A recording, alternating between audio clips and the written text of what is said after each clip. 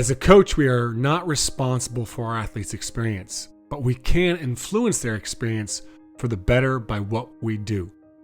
That's something that one of today's guests, Keith Mayer, shared with me on today's podcast, that we spent the majority of our conversation really unpacking that. Because it begs the question, how do we get better at what we do? How do we become a more effective coach in a way that our progress is noticeable to ourselves and in the experience of our athletes? Today's guests are going to share some insights into this. Keith Mayer has been coaching football, or soccer as it is called in America, since 1981. He currently serves as the academy coach at Liverpool FC. His son David also played professional soccer, coached at Man City for a short while, and is now at the Red Wolves Club in Utah. They authored the book Gold Dust and started a podcast a few years ago with the same name, the Gold Dust Podcast. They aren't just coaches, they are mentor coaches to many other coaches in the game, and they're really invested in coach development. Welcome to the Coaching Culture Podcast. I'm your host, JP Nurbin, and I'm joined by my friend and co-host, Nate Sanderson. The mission of this podcast is to help you become a better leader and build a better culture. In addition to this podcast, I'm the founder of TOC, which provides one-on-one coaching and consulting for leaders. Learn more about us at tocculture.com. This episode is brought to you by the TOC newsletter. Every Thursday, our newsletter includes two things you don't want to miss out on. Firstly, the notes to that week's podcast episode. Whether you're listening while driving the car, out for a run, or doing the dishes, we don't want you to miss the biggest takeaways from each episode.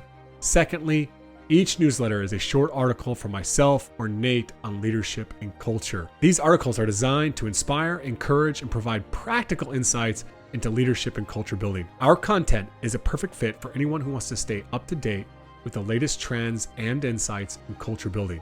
You can subscribe to the newsletter at tocculture.com or by clicking on the link in the details of each episode. So Keith, you and your son, you're not just into coaching, you're into coach development. You obviously have some sort of mission behind what you're doing within your writing and your podcasting. And I'm curious, what's the motivation behind that? Like, what's your focus or mission in coach development? What's driving you? As a coach, we're not responsible for our athletes' experience. What we can do, though, is we can influence their experience through what we do and how we actually help them for the betterment for them. If we can influence someone for the betterment for them, then that is what it's about. Prior to that, my experience of what can I give? What can I get from them? And if we actually change the narrative and what can I give them, actually gives it a different meaning, gives it a different purpose, gives it a little bit more laser-guided direction. So coaching in itself, defining that, because I remember some years ago when I was over in Atlanta, I've been offered a job out in Atlanta to become a technical director of a club. I was with the exec director of the club, and he took me down. He took me around to visit Coach Steve. And Coach Steve, he's got his goggles on, he's got his glasses on, he's got coach written all over his shirt. And he's actually doing one-to-ones with some young females around in between 12, 14 years of age.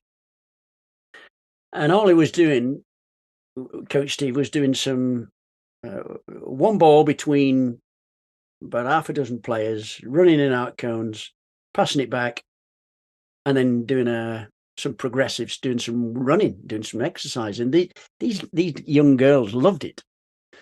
Anyway, my flight back, I'm actually sat on the plane. I had to try to define what the word coach means. What is it?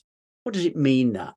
And I think any definition would be right, because as we've got three coaches on the line here and many listening, we'll all have a slightly different definition to what coach is. What is it? And I'm yet to find out one that actually would suit across the footballing world, the community.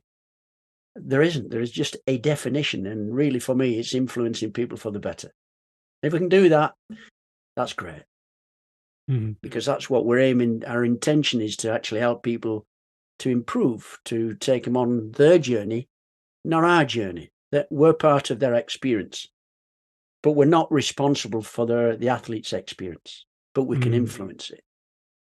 I really like what you just shared there, and I want to unpack that some more. I think so often as coaches, we come with this mindset of what can I do to get more out of our athletes instead of just what can I give them. And I think just that shift in language also comes back to this idea of whose responsibility is it? You know, we can offer something, but it's their responsibility to take it. We can create a program that is transformational, but they have to step in and want to be a part of that at some point, you know. And obviously, we're trying to do as good of a job as we can to extend that invitation to them. And that's, I guess, what I kind of dive into here with you guys is around this idea of a level of awareness. Like, and I want to kind of step back from like the coach player relationship, and I just want the coach's awareness. I think so often on the coach's journey, there becomes this point where we become aware that the relationships with our players aren't very effective. We're not very good at building relationships with players. We're not good at motivating our players, especially as this generation, this new generation, Generation Z, is coming in. It's becoming harder than ever to connect and to motivate. So we have this awareness that we're not doing a great job. And then some coaches just put their hands up and say, I'm done, or I'm just going to keep doing it. And it's their fault. But I think a lot of the coaches, especially coaches that are listening to this podcast, are listening obviously because they're looking to take more responsibility for what they can do. I think the trick is this process of actually implementing. And we're going to dive into some ideas around what coaches can do to build relationships and stuff like that later on today. But just in your own learning journey as a coach, what does that look like? You know, you get new ideas, you hear about new ways of doing things. How have you guys both grown as coaches? What's your learning process looked like? The first part of it is just being very, very solid in your values and your beliefs, and being consistent in your behaviors and consistent in what you do believe. I think that's absolutely the first thing. And from there, JP, there's a quote that I use and really do enjoy from John Dewey. It's, we do not learn from experience, we learn from reflecting on experience. And I think coaching is about a lot of time getting things wrong and being able to effectively reflect on it to then work out another way the next time. So from a reflection standpoint, it is something that I've over the last few years become better at, no question, where I'll reflect on interactions that I've had with players, or I'll reflect on, even if it's a session, if I reflect on things that have taken place in an environment from a culture standpoint. And I think the first part of it is coaches will be very quick across the board to look at the player first, or to look at the group as to why something's not working. And really, it should be you looking inwards at yourself. Is there something that I did or something that I did not do that I could have done better or could do better next time? And if so, what is that? And I think a big part of that is around ego and just letting go of your ego and opening the door to not criticism, but feedback and feedback, whether that be internal feedback or feedback from outside. So I think that's a big part for me. And then the other one would be just around processes. I think the process really should drive everything that goes on. So even at the top level where you're working, results are important, of course, but you don't get them without the process anyway. And having the right steps in place to get where you need to get to. So they're the key ones for me. And I would say the last one is, and Robin Sharma, simplicity is the trademark of genius. I think people are very quick to overcomplicate. And I love what you shared, and I want to dive into kind of through those three things a little bit further because I think that this question I ask a lot of coaches is how do you work on your coaching when you're not coaching? How do you work on your coaching when you're not coaching? And I think so often, back to your John Dewey quote, they just go out and feel like, well, I'm getting all this experience. I'm coaching and coaching and coaching. And I go from one practice and I'm coaching 5 teams. But to your point, there isn't a level of intentionality outside of that. And you're talking about how we have to be more intentional in a reflection and in some of our processes and in simplifying things. I think that's phenomenal. Help us understand from your perspective what your your process is for reflection. What does that look like for you? And maybe in some of the work and study of other coaches, what have you seen maybe other people doing that you have been intrigued about or you found to be effective? For me, it starts the moment I get in the car, and I know that if something hasn't gone well, it hits me straight away because I wanna provide positive experiences Mhm. for the people that I'm working with, or feel like I'm making an impact. Mhm. And if I get in the car and I feel like I've not done that, it eats away at me a little bit, and I'll And you take probably responsibility for that, which I think is so much the first piece, and you mentioned that, like, so yeah, often coaches are like, "Oh, today Johnny was a crappy effort," or whatever, we couldn't pl but it comes you start from a place of self-awareness and self-responsibility. I love that. Sorry, keep going. yeah, of course. No, and you mentioned self-awareness it's huge. I think being aware of yourself and I when you talk about that, I think the emotional side of it is huge. So, is the way that you've acted or behaved appropriate for the session? Were you the reason why the energy was low? And we actually we interviewed in the book around it was a coach who at the time was the most successful coach in from a win percentage standpoint in the history of the Super League in England. And he talked about coaching energy, and it's stuck with me. It's something I'll never forget. Where when he walks onto the field, he has to make sure that he is bringing energy, not just for him, but for his players. And the quote that he used was, "I had one set of eyes. So I have one set of eyes. I have 20 players looking back at me. And if I'm not in a place where I'm energetic, there's 20 sets of eyes that see that." And it was something that after he said, I went, man, am I doing what I need to do when I walk on the field to make sure that I get people in the right space? Because if as the leader of the group, if I'm not where I need to be from that standpoint, it can impact. So that's probably the first place that I look, is if we have a game and we start flat, was it me? Was I flat when I arrived at the game today? Was I flat during the warm up? Was the way I interacted with people not appropriate for a game?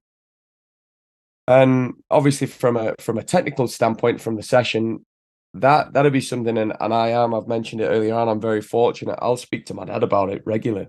We speak every single day, every day, Mhm. and we probably should speak more if I've had a bad session than if I've had what I Mhm. believe to be a good one. Mhm. And I'll just explain, look, we did this, and it didn't work.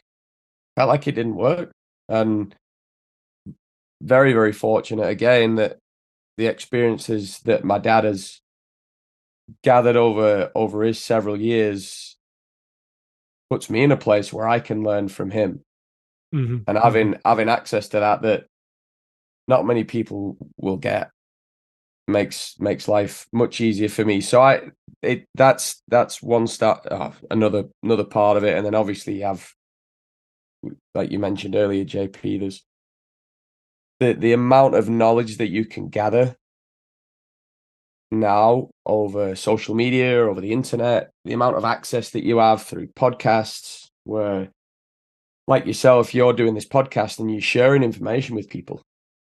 And I think the big part for people is just being able to sift through and get the right amount of information and not having an information overload. And I think if you look at laptops, I think laptops are a really good example for this. You buy a new laptop and it's quick, it moves, everything happens very nicely, and you start downloading stuff onto it. And then you put a bit more on, you put a bit more, and you just bombard the laptop with information, and before you know it, it's slow because there's too much in there. So I think being able to get the right information and being able to process that side of it is important too. So yes, look, having access to information is amazing, but at the same time, I think you also have to be mindful that you can't overload at times. What I really like is this level of self-awareness comes down to, you shared that example of that coach and yourself. It's the questions we ask of ourselves. And sometimes we might be able to find those solutions ourselves. But what I'm also hearing is you got your dad on the line as well. Who's your coach? He's your coach to help you on your coaching, right? So you've got your dad, you got somebody to help you sift through some of that stuff. From that, I'm assuming I have an action item for potentially next practice. I'm going to try this. As well as, like you alluded to there's the World Wide Web full of loads of information that we can take and we can try. My next question for you here, David, is how do you then decide and how do you take that? I think there's a reflection part where, dang it, that didn't go well today, or I'm pissed off about how that practice is, or I have these action items, or I hear this idea on this podcast, or I see this coach tweet about this. And we say we want to do that, but all of a sudden we got a list of 100 things that we want to do differently. Could you share maybe a little bit about your processes and how you simplify? I think the first part of this is knowing what you want. So from my standpoint and from a soccer standpoint, I have a pretty clear model of how I want to play and what I want out of the players that I have. So I'm working with players that are older. They're at a level where they're right on the cusp of being pro athletes. And we've got quite a few in the group that will sign professional contracts probably over the next couple of years. And that is our mission. That's our why. And obviously from there, you work with high level athletes like that. It's how do I want them to play? What do I want it to look like? And why do I want it to look like that? And I think across every sport, there's so many different ways to play the game. So just to simplify, if you look at soccer, it's, well, you can have the ball on the ground and play it this way, you can launch it. What do I prefer? And why do I prefer that? So everything I do would go back to that. What do I want the group to look like on Saturday and the Saturday after? And the Saturday after, and the Saturday after, because that's a long-term thing. I don't think in terms of developing a way of playing or a style is something that takes a while. It is a process. And I think if we look at the Premier League, there's been a lot of discussion around this, around the amount of managers that have been sacked. And they come in, they're in a role for 3 months and then they get fired. They've not had time to put their processes in place at that point. There's no chance. So just to go back to, I don't want to repeat myself, but having the why and how I want to do things first and foremost. And I'll see something on the internet or I'll speak to somebody and they'll talk about a way of doing things and it might be fantastic. And there's a lot of stuff that's out there that is fantastic, but it might not fit how I want to do things. And as long as I know why I want to do what I want to do and how I want to get to that, at that point, I think I'm in a better place to then sift through and really go, right, here are my 3 points. This is what I need to do to get a better job or to do a better job in the next session. Obviously, with the feedback that I've received from myself, first and foremost, and then the feedback I receive from peers and mentors around me. And at that point, we roll from there. And like if the next session is better. Great. There's probably still something that needs to be worked on or improved or helped. And then the other part of it, JP, is working with the individual and the person. The person always comes before the player anyway. Every time. And I actually had a conversation last week with an MLS, someone that is involved and high up in and around an MLS first team. There's a lot of time spent around teams and not enough time spent around individuals. And I sit in a lot of presentations where people talk around organizational stuff and team stuff and how we need to do this as a collective. And the reality of it is, if you don't get the individual right, you're going nowhere, I don't think, at that point. I love what you shared there about starting with what you want it to look like, because that's a great place, because there's so many good ideas. I remember I got an email this morning from an American football coach. He had talked about some wheel that they had for conditioning based upon some sort of consequence. And I'm for myself, I, I don't want to use physical conditioning as a consequence. That's a belief of mine. I'm not opposed to it on other teams and other coaches using it when there's sort of agreement and the players come up with it. But I was really curious in this, and the way he explained it, it actually sounded really cool. Like, it really did, and it sounded like a great idea. And for another coach, that might really be effective based upon the type of program he's trying to build, but it wasn't for me, and I just like it comes back to what I'm trying to build. The same with, I help a lot of coaches plan, and I know he's not here today, but our co-host Nate, he does a lot of like team meetings every Wednesday, 30, 45 minutes. It's character, it's culture, it's mental health. I personally, I am more like 4 or 5 meetings a year as a huge collective team, and I want to do a lot of one-on-ones. Like that's just my style, right? So it doesn't mean it's bad or worse. It's just like I can't do it all, and so it's just figuring out what I am trying to build. I think I just took that away as really good affirmation and understanding that, and I think that's a great point. Uh, I want to jump to your dad here because we haven't heard from him in a while, but also because I think there's something that I'm really curious in. In your role, Keith, if I'm right in this, you're doing a lot of stuff with players, but you've had a huge impact on other people's coaches. And obviously, your son is a coach. I'm curious, as a coach of coaches, someone that develops coaches, that impacts coaches, what could you tell us about ways that people that are mentoring or coaching or trying to help other coaches? So, a lot of the coaches I work with and I listen to this podcast, they are a head coach and they have a staff, right? So I think you could really speak to, how do you help your son? How do you help in those moments where they call you and maybe they had a bad practice, or they're like, what's your process to helping them become a better coach? All you got to do is listen. You got to listen purely and explore deeply. So I can get in the way of someone else's thinking. And there are times when that needs to happen, where you've got to invade their world, but particularly it's not my world that I'm working in, it's their world. So listening deeply to what's actually being shared, and then depending on the response, because of course questions that we all pose is not where the magic lies. The magic lies in listening to their response and then replying accordingly.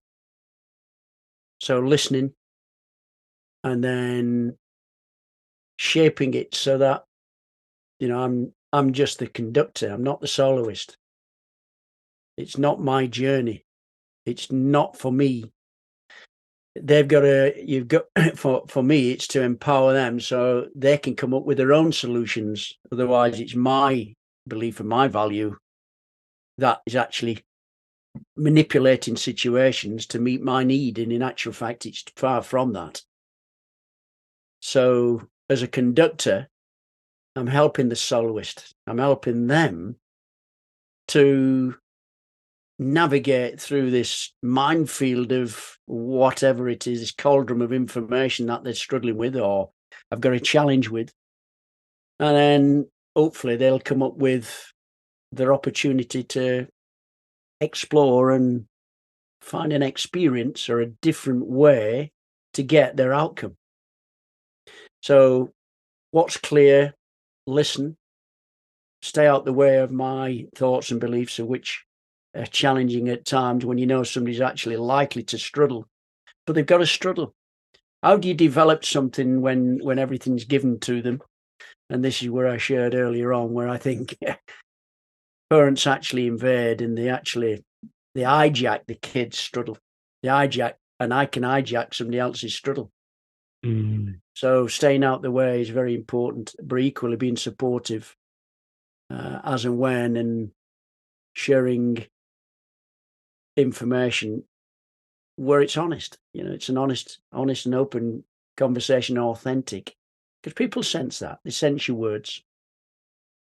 There's a lovely little quote by Maya Angelou, and we use it. I use it a lot. That people will tend to forget what we said. That as a young boy, I'd forget what my teacher used to tell me. I'd equally forget what we did, or what she or what he did, but I never forget or never forgot how they made me feel. And ultimately, if I exit on that, how they felt from their experience, and equally how I felt, then we'll get interaction, and it's safe, and that's important. I guess I'm curious. One thing in particular, I mean, if you got any more other tips for coaches with their staff or the people they work with, I'd love to hear those, to maybe sometimes help them to accelerate growth, especially in particular when they're off the path. Like, David calls you and the type of coach he wants to be. His why, what's important to him. But when he's maybe got a blind spot, how do you, as a coach to David or other coaches that you've worked with, how do you help them in that situation? It's important to understand what their why is. What's the purpose? And really all I is, what's your mission? What's the purpose in doing X? Because if they're actually going towards Y, it may still be another pathway to actually get to where they want to be. And so to be able to answer that, it's actually it's listening for their story, rather than listening to their story, because people just give you stories. Well, X did this and Y did that. Well, actual fact, if I'm listening to that, I'm actually taking away what really is taking place deeper behind it, because it could have been, it's all in context. Could be the environmental issues. It could be where the players have fallen out. There's so much to unpack from that. But really, once I know what their why is and they come off track, then you're either pulling them on track again very quick with the stern. You mentioned David. It's slightly different when David's around, because that's blood. And we do speak, and I've spoke for the last every single day. It's different, but when I'm working with somebody that I don't live with, we've got to build up a connection and an honesty and a truthfulness that is not for me, and literally pulling them back and pulling the reins on them. Where if you want them to struggle, and I'm working with somebody at the moment who's coaching at a very high level, and he's recently gone in post. He's gone into situ. And how do you learn that? How do you learn to coach without coaching? How do you learn to actually work with players without working with players? Or I've got, some legs, some longevity. We put a lot of rubber on the day. How do you learn that? And sometimes and I have done it, and I'm sure I still will, I'm actually trying to get them from A to B quicker than I did, because the answers are out there. We don't have to reinvent the wheel. I think the complexity, and it is very complex, where we can get all information from the internet, watch all fancy practices. Well, really, they actually don't fit the playing model. It's not the method. It's not our playing method. It's not our model. So therefore we go off track, and really it's, listen, where are we? Where do you want to go? What's your purpose? What's your mission? Where do you want to go? And then if they come off track, it's pulling them back on very quickly. And again, having that trust where they go, look, how do you want me to communicate with you? Do you want me to text you? Do you want me to phone you? Do you want me to email you? Do you want me to WhatsApp you? Getting all of that out front. And then look, if it comes round to the ugly conversation, how do you want me to deal with it? This episode is brought to you by the TOC One-on-One Coaching Program. We're dedicated to helping leaders and organizations build an extraordinary culture that puts people first. At TOC, we believe that coaches need coaches, and we're here to provide you with the practical guidance and support you need to succeed. Our program includes weekly one-on-one coaching calls with myself or Nate, who will serve as your trusted sounding board and help you navigate any challenges you may face. You'll also have access to our culture assessments and 360 feedback, which provide valuable insights into your leadership style, as well as personalized plans for creating a culture that reflects your values and goals. As a member of the TOC One-on-One Coaching Program, you'll also gain access to our thriving TOC community, where you can connect with other coaches from around the world, participate in book studies and roundtable discussions, as well as access a wealth of resources designed to help you build a winning culture. If you're ready to take your coaching to the next level and create an extraordinary culture for your team or organization, we'd love to hear from you. Visit tocculture.com/work with us to learn more about the TOC One-on-One Coaching Program, or you can find more information at tocculture.com. Links to both of these sites will be included in the details of this episode. Yeah, I love that bit there. You're essentially asking for permission. Not asking for permission. I mean, I was just interviewing Tim Elmore just yesterday. I don't know if you ever read any of his books, Generation Z Unfiltered, and all the mistakes we can make as a parent or something like that. But he's brilliant. And he talked about how so much, even this generation, just asking, hey, do I have permission to hold you accountable? And I think whether that's with our players or even with our staff that we're coaching, I think that's a really, really great way to approach that. Gaining those permissions and also insight into the best, most effective way to communicate that. David, I have a question for you here on the subtitle of your first book there is How to Become a More Effective Coach Quickly. And I want to focus on that word quickly. There's a lot of great stuff that we could unpack that we're just not going to today, as far as skills and tools that coaches can use to build relationships, to hold guys accountable. There's so much good stuff. But the focus on the word quickly, when we've got these things here, do you have any advice for coaches that are coming into maybe next season and they feel like they're in a bit of a rut of something that they could do? What's one or two things that you think a lot of young coaches out there, or even older coaches, aren't doing that they could be doing that would accelerate their growth?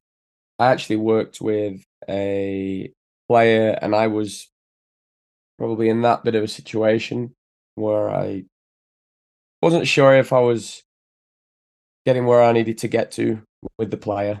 And from there, it was, again, reflection in terms of how can I help this player. And I ended up doing a bit of digging. Did quite a bit of digging, and my dad actually has a really good story around this, which I'm sure he can share as well. But I did some digging around the player, and it was something that we talked about in the book, where most athletes want three things. And if I'm ever in a place where I'm not quite going right, I generally resort back to these three things for people. And the three ones: do you care for them? Or do they know that you care? Can they trust you? And can they learn from you? And obviously, if we were to unpack it, care is something that it's an everyday thing, and you could show it in such simple ways in terms of how you interact, and really just doing it extra, just doing a little bit extra, whether that's an extra conversation, whether that's staying behind 10 minutes after the session to just help them on something that they need help on. The trust bit obviously takes time, but I talked about this earlier on. It's consistency and being consistent in your messages, being consistent in your behaviors.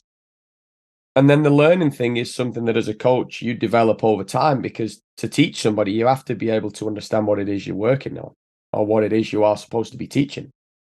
And how do I help this athlete in an area if I don't understand the subject? So having a really good base foundation of knowledge is important. And the player that I mentioned, it wasn't that I wasn't getting through personally, but there was from a playing standpoint, I just wasn't clicking fully. And I like I said, did a bit of digging, and it turns out that this particular boy had never really had anyone, I think, that had really cared for him, like really genuinely cared about him and about who he was. And without going into too much depth around it, family stuff that was involved, and I actually helped with certain things. And if he needed anything from that standpoint, I was there and I was around it. But I made him feel very, very comfortable in the environment, because in previous environments that he'd been in, every time he did something wrong, he just got hammered. He got absolutely hammered. He'd make a mistake and he'd be looking at me. And we worked through that. And in terms of the praise that I gave the kid, I praised him whenever he did something well. I would praise him. It's something as simple as effort. Just a little bit of running. Well done, son. Fantastic. Excellent. Love your effort. And over time, obviously, like I mentioned, with the consistency of what I did, this player has grown exponentially. And then we unpack the element of, can you learn? And we've spent a lot of time, and it's a project that I've worked on around him as a player and where he was and where he is now. And I actually made a video for this boy that, again, just shows doing a little bit extra can go a long, long way. I think what you shared there is the best answer someone could possibly give. I think a lot of times we look for the skills or the tools or the activity that we need to do with our team, or the question that we need to ask our player. And I think there's a lot in coach development to be said for looking for new team activities and skills that we have to develop, as far as questioning or instruction or praising. And you go deep into those things within the book, and you give a lot of practical stuff. But what you just hit me with there was just the importance of just genuinely caring and trying to build a relationship. I always really try to focus on this. Am I actually genuinely curious, or am I just asking questions so they think that I'm curious and caring, And if I gently, like, some people are like, oh, I struggle with questions of what questions to ask kids. Do you have any good questions? And I think it's great. Throw a couple good questions in your pocket every time you're going into a conversation with a player, or just show up and just genuinely care and have curiosity. And I think from that, the questions naturally will flow, And so I think your answer there is powerful, because there's one thing that every coach can start to do more of, is just care more. And that would they'd be more effective, even if they didn't learn these skills or techniques. That's just phenomenal. Yeah. And look, you mentioned, you asked the questions. It's great to ask questions, but it's not asking the questions that's important. It's about listening, and really listening intently. And how many times I think we've all probably done it. Everybody that'll listen to this will have done it. You walk into a room and hey, JP, how are you? And before you've answered your question, I'm already asking the next person the same question. Well, yeah. You've just, well, actually, yeah, I'm okay. And I've already moved on, and I've not even given you the fraction of the time that you need for me to explore if there's anything I can do to assist. And listening intently is so important. You ask good questions, but you have to listen and really, really listen. I want to finish up today with these two questions for you both. First question is, what's something you've changed your mind on in the last year? I love asking this question of coaches. And what's something you've doubled down on in the last year? And that'd be the second question. Standards. I'll go for standards.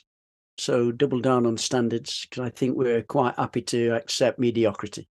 An example, not long ago, where a practice taking place, and fortunately, where I work, we got a number of staff there, and we're actually delivering a session rather than actually delivering something of great value that can take that boy onto a different trajectory.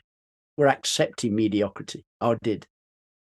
So when it's brought to so standards is one for me. Standards of quality, standards of behaviour, standards of practice design, standards of how we present ourselves. Maintaining high standards. Because the standards you set, the standards you get. What have I changed my opinion or my mind on is having the, I was very intransigent, flexible, but David's already made caring, praising, but being very, very, so changing my mind around this is me, how careful we've got to be in this new landscape. How careful being how we facilitate information, how we interact with parents, how we interact with each other. What has changed, what have I changed my opinion on, is my way was the only way. Now there's not. There's many ways. As the more and more people that I meet in these fields, in this sphere, this working space, the more and more I actually find out how inadequate I am. But I don't change my beliefs and my values around standards, people behaviour, how we should interact. That's never going to change. I can evolve it, but it's not going to change. That's etched. But I certainly have changed in how I actually interact with parents.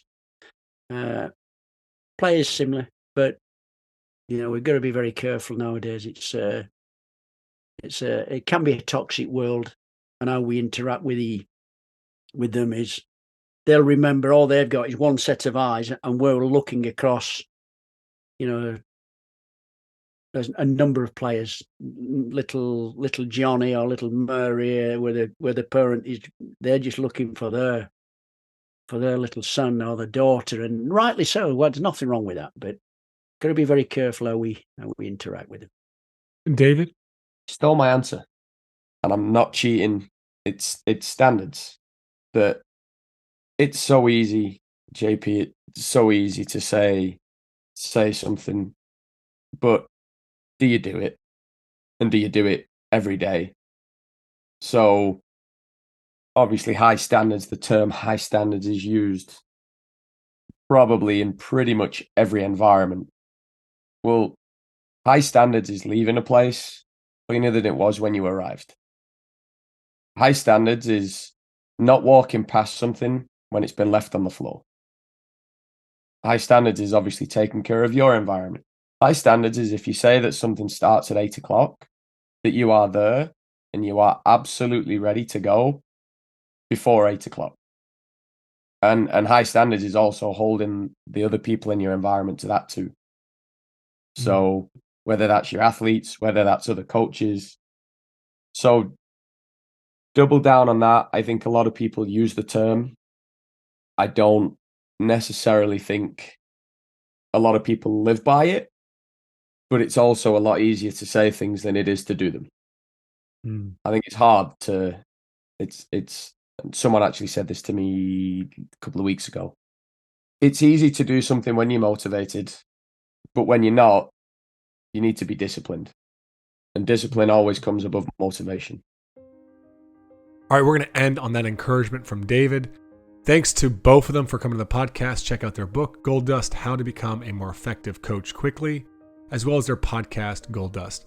The thing I appreciate about their book was the tangible and practical tools to build relationships, motivate, and praise athletes. Be sure to check out their website, thegolddustcoach.com. Thanks for listening in to today's episode. If you find our podcast valuable, please subscribe, leave us a review, and share it with others in your community.